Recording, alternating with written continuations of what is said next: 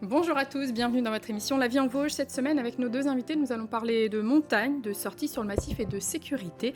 Chaque hiver, on compte un nombre important d'interventions pour porter secours à des personnes blessées, à des personnes disparues. Le massif des Vosges, ne fait pas figure d'exception. On fait le point avec le major Nicolas Lacaille du PGHM de Xonru-Longemer. À ses côtés, une personne qui connaît elle aussi très bien le massif des Vosges. Il s'agit de Yannick Holzer, qui est accompagnateur en montagne depuis plusieurs années maintenant. Il accompagne tout au long de l'année, alors pas que l'hiver, des personnes en raquettes, alors l'hiver si, pour les raquettes, mais sinon pour découvrir le massif, il y a aussi une sensibilisation qui est importante en montagne. On va le découvrir pendant 26 minutes avec nos deux invités. Bonjour à tous les deux. Merci d'être sur notre plateau. Alors Major, on va commencer avec vous. La neige est là depuis quelques temps maintenant, elle était attendue bien évidemment. Est-ce qu'elle est aussi synonyme de nombre d'interventions plus importantes dans le massif des Vosges ? Bonjour à tous. Effectivement, la neige est arrivée, ça fait à peu près une bonne dizaine de jours. On vient de finir une semaine de permanence secours avec 6 secours pour ce début d'année. Donc effectivement, il y a beaucoup de touristes sur le massif, bien qu'on ne soit pas encore en période de vacances scolaire, bien sûr. Mais on a déjà fait 6 interventions. D'accord. Yannick, en tant qu'accompagnateur en montagne, même si on parle de tourisme 4 saisons, forcément l'hiver... il y a une influence plus importante. La neige est un attrait indéniable. Évidemment, l'hiver, c'est une saison importante pour l'accompagnateur en montagne. On l'attendait avec impatience.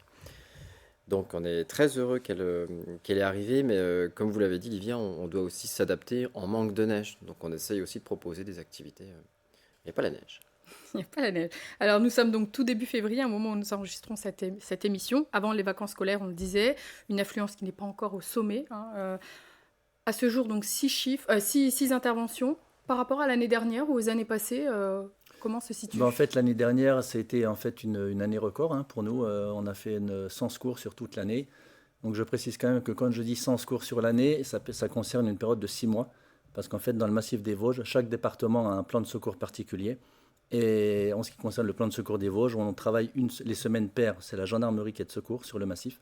Et les semaines impaires, c'est les sapeurs-pompiers. Donc, voilà, donc les 100 représentent uniquement les interventions de la gendarmerie. Voilà. Donc les pompiers ont à peu près la même chose. Donc sur le massif vosgien, on tourne à 200 secours par an.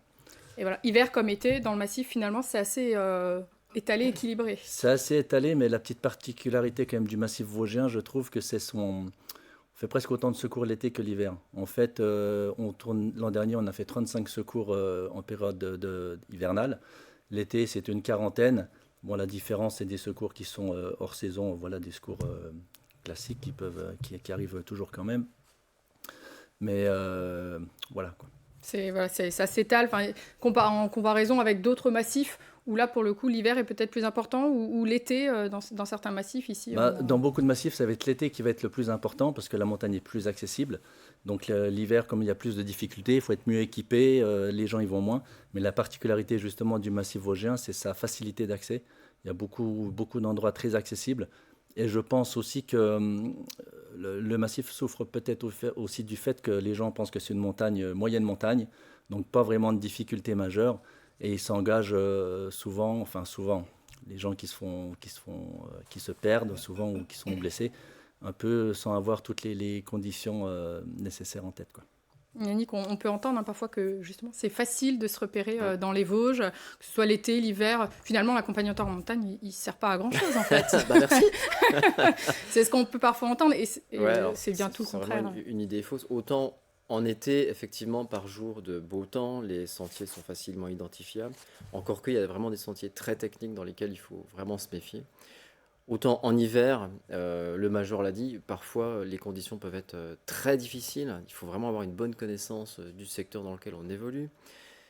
Il y a des secteurs où on est dans des paysages de corniches. Des corniches et des avancées de neige, en fait, tout simplement, qui sont très dangereuses. Donc, non, franchement, l'accompagnateur a tout son sens pour faire découvrir la montagne en hiver. Et notre premier but, bah, c'est de faire découvrir la montagne en En sécurité. sécurité, On bien part sûr. avec notre groupe, on revient avec l'ensemble du groupe, c'est mieux, quoi. Avec tout le groupe, c'est mieux. Ah bah en oui, quand effet. Retrouver des personnes perdues majeures, est-ce que ça fait partie donc ça fait partie bien évidemment de vos missions. Est-ce que c'est la majorité des missions? Est-ce qu'on est plus sur des accidents, des personnes perdues, disparues? Comment ça se répartit? Il n'y a pas de règle en fait. Bon, effectivement, les personnes qui sont perdues, c'est une mission purement gendarmerie, la recherche des personnes. C'est du cadre administratif qui peut déboucher sur du cadre judiciaire quand la personne n'est pas retrouvée. Et oui. Mais voilà, ça fait partie de vos missions. Et puis, c'est pas forcément la majorité. Il y a pas de règle, vous le disiez. Non, il n'y a pas de règle. Il y a beaucoup de gens qui se blessent en randonnée raquette classique. Non, il n'y a pas vraiment on ne peut pas dire que les gens qui se perdent, c'est la majorité de nos interventions. Et alors, ça représenterait, je dirais, à peu près 20%.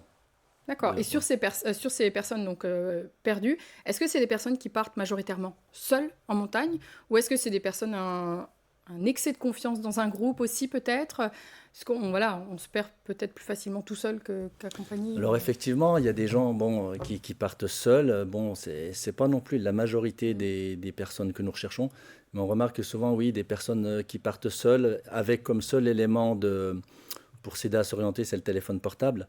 Donc c'est aussi un des problèmes. Les gens ont une application, bon je ne vais pas en citer, mais il faut vraiment faire le tri dans les applications que vous pouvez trouver. Et les gens font une confiance aveugle au Bien sûr. téléphone. En plus, ils se disent, si la nuit tombe, j'aurai un peu la lumière, avec du le téléphone. Et en fait, avec le froid, notamment l'hiver, ça s'épuise beaucoup plus vite. Et on retrouve des gens qui nous appellent quand il reste 2%, de la batterie, 2% de bien sûr, batterie. Voilà, je suis perdu, je ne sais pas vraiment où je suis. Et voilà, donc c'est là que c'est problématique. Et donc là, il y a la localisation, il y a des logiciels, des moyens précis. Alors en fait, on a un système qui s'appelle Jean-Deloc. C'est un collègue du peloton de Grenoble qui a créé ça il y a une quinzaine d'années maintenant environ, et qui est très précis, oui. Par contre, il faut quand même quelques conditions techniques pour pouvoir le localiser. Il faut avoir de l'Internet, il faut avoir de la batterie et du réseau. Donc voilà, ça reste en fonction de Donc l'endroit où la personne se trouve, etc. Il y a beaucoup Voilà, de... on peut très bien ne pas localiser la personne malgré le fait qu'on lui a envoyé le lien. Vous voyez, ça peut des fois ne pas fonctionner en fonction du réseau Internet. Alors, parmi les autres interventions, accident de ski, l'hiver, si on reste Alors, sur l'hiver, accident de ski, de luge. Oui, alors, donc justement, les accidents de luge, c'était nombreux l'année du Covid. C'est ça. On a eu vraiment, je crois qu'on en a eu 7 ou 8. Quand les remontées mécaniques étaient fermées, on s'est... Voilà, donc les gens se sont retournés vers des activités un petit peu parallèles. On a eu exactement aussi pas mal d'accidents de ski de randonnée. Des gens, donc comme les stations étaient fermées, les gens ont voulu se mettre un peu aux activités, c'est un peu à la mode. On en parlera peut-être aussi du 4 saisons. Bon là, c'est pas du 4 saisons, c'est du ski de rando l'hiver, mais c'est des gens, beaucoup de trailers notamment, qui voulaient une activité physique l'hiver et se sont mis à faire cette activité, mais qui demande quand même une maîtrise assez importante, aussi bien technique qu'au niveau de l'orientation et puis du comportement général en montagne, quoi. Connaissance de la neige aussi, quoi. Connaissance de la neige. C'est ça, Voilà. bien sûr, la neige. Et je profite justement, on parlait de neige tout à l'heure, de corniche. Le massif vosgien passe pour un massif débonnaire. Bon, moi, c'est l'image que je ne veux pas donner, justement. Je le trouve dangereux. Et on a des avalanches dans le massif vosgien. Il y a 2 ans, on a fait une avalanche mortelle au Scheffertal. Bon, même si ça débouche côté alsacien, on est quand même dans le massif vosgien. Voilà. Oui. Et du côté du Ballon d'Alsace, on a également aussi un secteur qui est très avalancheux. Donc, il ne faut pas négliger cet aspect-là. Ça reste une montagne. Ça reste une montagne. Après, bon, c'est vrai aussi qu'il n'existe pas de bulletin avalanche pour le massif vosgien. Donc, les touristes qui viennent, ou même les gens qui connaissent un peu la montagne, peuvent se dire « Ah, il n'y a pas de bulletin avalanche, c'est un massif débonnaire ». Donc, je dis non, il faut quand même rester très vigilant. Je profite, les gens, s'ils veulent des renseignements sur la montagne, ils peuvent appeler le peloton, il n'y a aucun problème, on leur donnera les informations. Et puis, ils peuvent se renseigner également auprès des accompagnateurs, des professionnels. Montagne, bien sûr, des professionnels de la montagne. Justement, vous parlez donc du peloton, le PGHM. Oui. Donc avant, c'était le PGM, peloton de gendarmerie de montagne. C'est devenu donc depuis août... Depuis le 1er août 2022. Alors, quelle est la distinction entre les deux, finalement ? Eh ben, en fait, si vous voulez, il y a 2 raisons principales qui ont fait qu'on a changé d'appellation. En fait, tous les gendarmes, on est 250 gendarmes en France à travailler dans 21 PGHM différents. Et en fait, on est tous issus, on a tous la même formation de base au centre de formation à Chamonix. Et on est tous appelés à aller ou en PGM ou en PGHM dans notre carrière. Donc, dans un souci de lisibilité, il était décidé d'appeler tous les pelotons PGHM. Voilà. Certaine Voilà. uniformité pour que Voilà. tout le monde s'y Donc, retrouve. en fait, les PGM, ça concernait en fait les massifs anciens. D'accord. Voilà, donc Vosges, Jura et puis Auvergne. Ok, donc maintenant, tout le monde PGHM, comme Tout ça. le il y a monde plus de- PGHM. Il y a Vous plus êtes de- combien au PGHM de Xon-Rue Longemerle? Alors, on est 7 gendarmes secouristes et 3 gendarmes adjoints volontaires. Donc, les gendarmes adjoints volontaires sont des jeunes qui peuvent faire des contrats qui vont jusqu'à 6 ans et qui sont, dans 70% des cas, appelés à devenir gendarmes. Et voilà, donc c'est des jeunes qui sont intéressés par la gendarmerie et qui nous aident dans les opérations de secours. D'accord. Est-ce qu'il y a un lien entre le PGHM et les accompagnateurs en montagne, Ah oui, Yannick? ouais, il y a un lien qui est très intéressant parce que chaque année, on a la chance de faire des journées avec le PG de Xon-Rue, avec le major. Et nous-mêmes, ça nous forme, ça nous apporte plein d'informations sur la sécurité, sur la conduite d'un groupe, sur la conduite à tenir en cas d'accident. Donc on est vraiment des partenaires, qu'on se voit régulièrement. Quand on voit l'hélicoptère arriver, chaque accompagnateur pense tout de suite qu'il se passe quelque chose sur le territoire du massif. On essaye d'être informé, pourquoi pas aller donner un petit coup de main s'il y a besoin, le cas échéant, au PG. Donc on est vraiment En lien étroit, et c'est en lien important. étroit, et voilà, c'est des bien super sûr, pour- partenaires, quoi. Ouais. Alors, Si je peux intervenir. Bien sûr, allez-y. Oui, donc je confirme ce que dit Yannick, on est en lien étroit. C'est vrai que tous les ans, on essaye de faire au moins minimum une rencontre avec les accompagnateurs, mais des fois c'est 2, parce que certains ne peuvent pas venir. Là, on en a fait une la semaine dernière. Ils étaient 7 au PG, ils sont venus de 9h jusqu'à midi. Et c'est vrai que même pour nous, c'est très intéressant de les recevoir, parce qu'en fait, ils nous parlent aussi de choses qu'eux voient en tant que civils, et que nous, on n'a pas forcément à l'œil, puisque on fait de ce qu'on appelle la surveillance générale en montagne. Donc c'est des entraînements, mais qui nous permettent aussi de sensibiliser le public. Mais quand les gens voient la tenue, je ne vous cache pas que c'est différent que par exemple quelqu'un qui est en civil. Hein.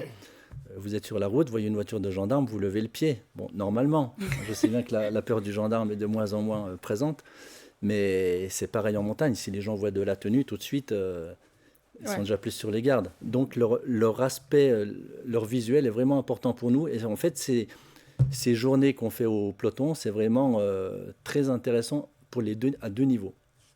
Voilà. Et donc, au peloton, on se prépare toute l'année à ces interventions, parce qu'il faut être prêt finalement à tout. Donc par des exercices, des journées d'entraînement. Voilà, et ben, par exemple, vous voyez, là, au moment où on parle, j'ai une équipe du PG, 4 qui sont partis faire un entraînement d'évacuation de télésièges à la station de la Bresse. Donc on travaille aussi en relation étroite avec les stations. Et donc oui, on s'entraîne toute l'année. Alors donc l'hiver, ça va être de l'exercice avalanche, ça va être de l'extraction dans les ravins. On adapte à la saison. Voilà. Et bien justement, on va poursuivre dans un instant, mais juste avant, je vous propose qu'on regarde un reportage sur un exercice de secours. On en reparle juste après. Le reportage est signé Thierry Lasson et Denis Lequien. J'ai 2 victimes conscientes bloquées. On est intervenu vendredi matin pour ce type d'accident qui a conduit à l'engagement de nos collègues du secteur de Saint-Dié pour procéder à l'extraction et à la désincarcération de victimes dans ces conditions.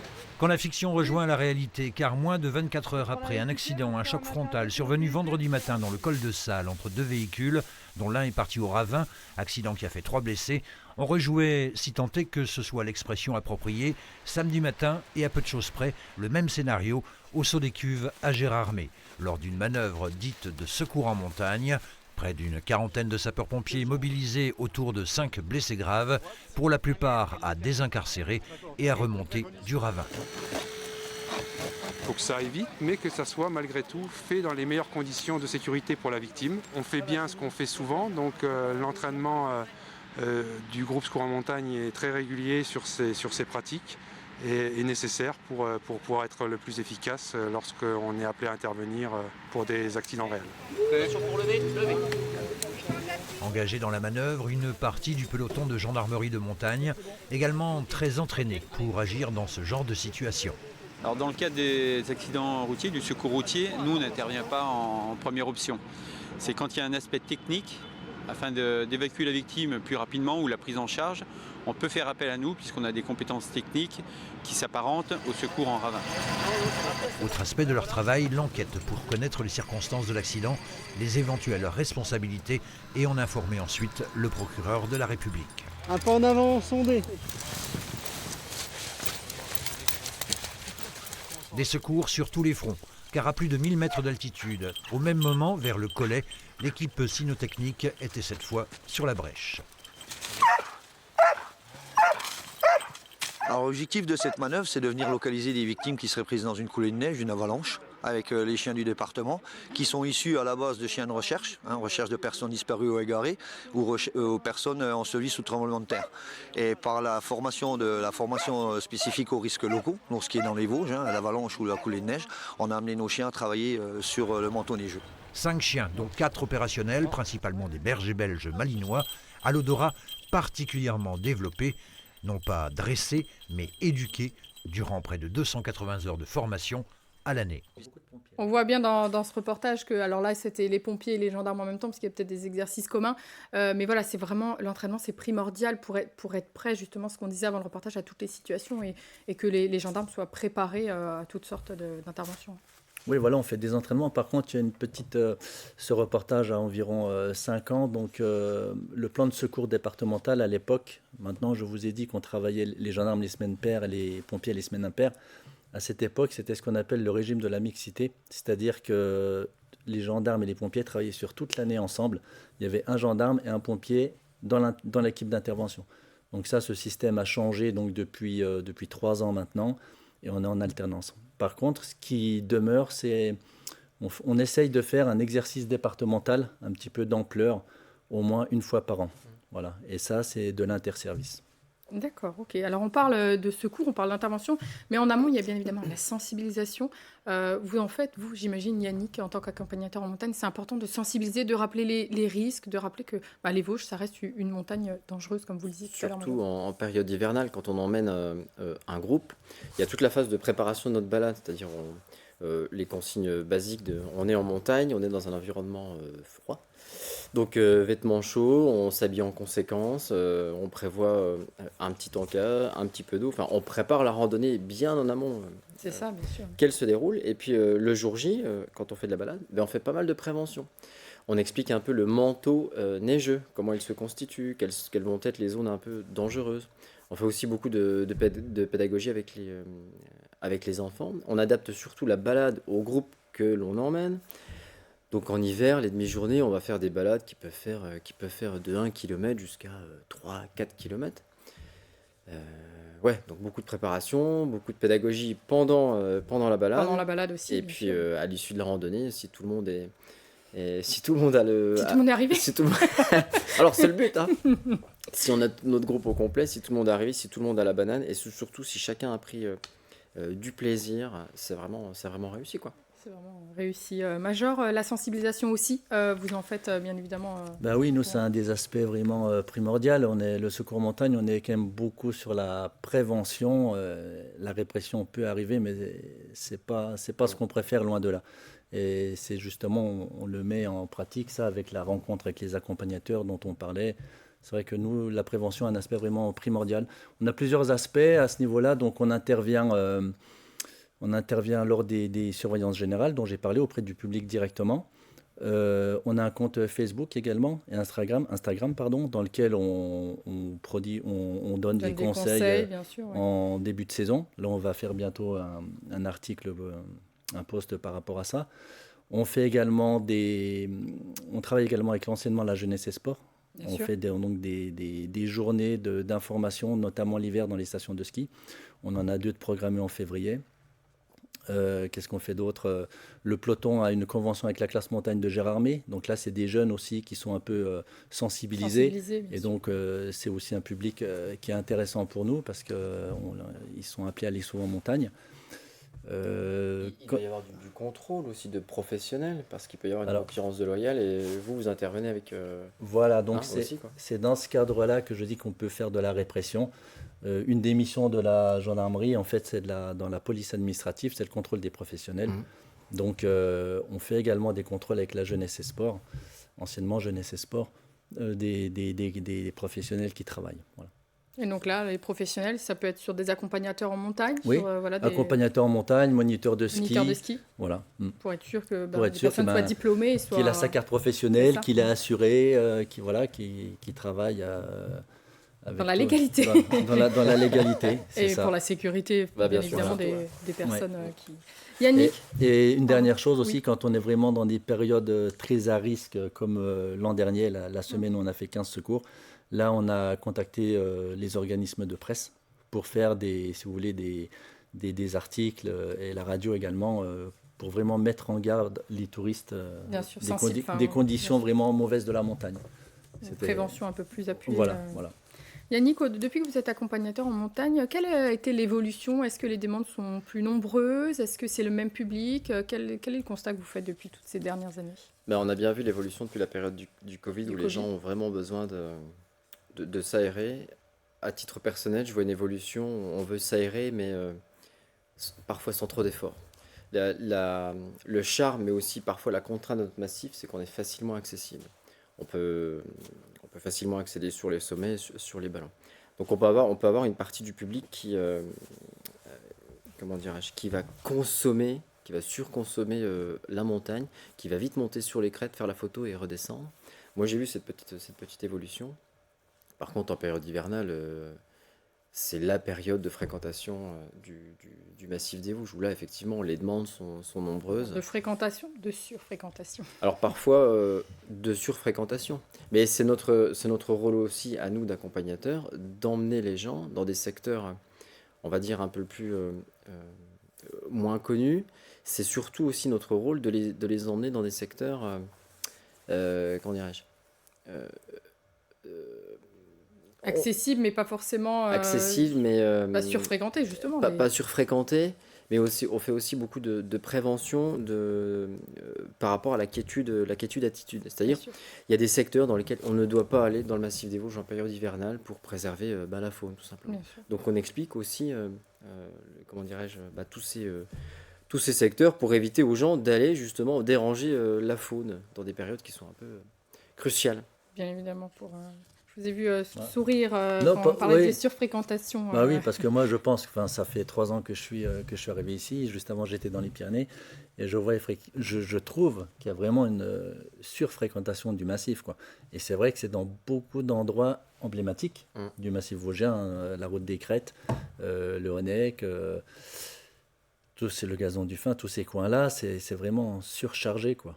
Et alors qu'il y a beaucoup d'autres endroits qui sont très jolis, mais c'est vrai que les gens, le Honnec c'est emblématique, ils veulent venir, ils veulent faire la photo.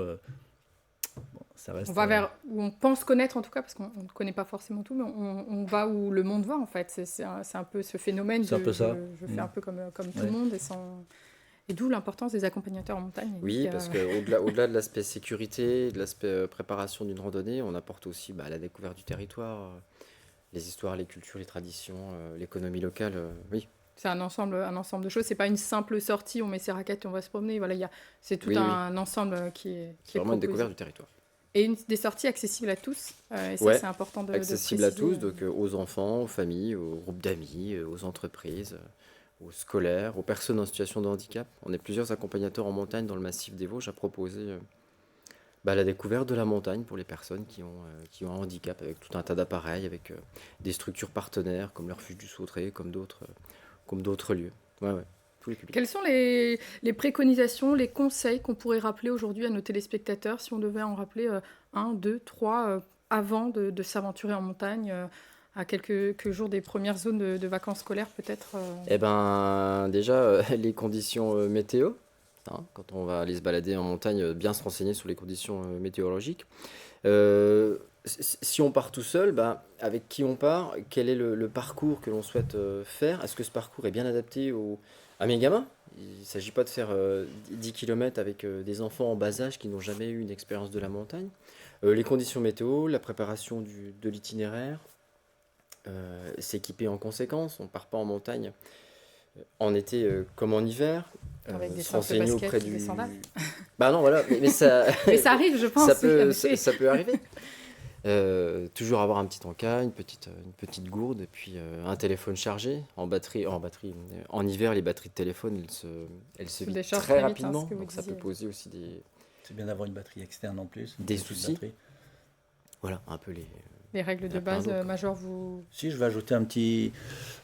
avant d'arriver à la montagne, bon là c'est le gendarme un peu qui parle, en plus maintenant on peut se prendre des procès-verbaux par rapport à ça, les équipements spéciaux, parce on remarque également que quand même, ça devient obligatoire, mais il y a tout le temps des gens qui font pas attention aux chutes de neige et ils vont mettre les chaînes au dernier moment, il n'y a aucune anticipation.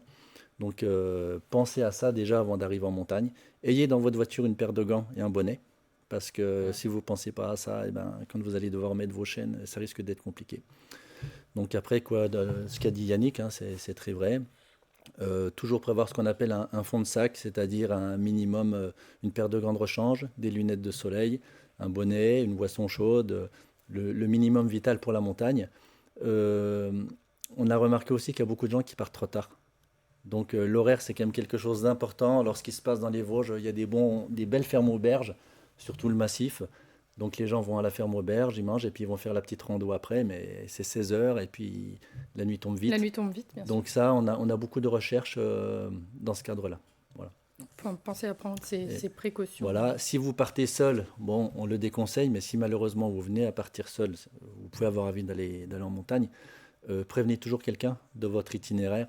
De manière à ce que si vous ne rentrez pas, que vous êtes tombé quelque part, qu'on puisse savoir où vous êtes, quoi. Avoir une personne au courant. Voilà, toujours une de la personne sortie, qui puisse dire.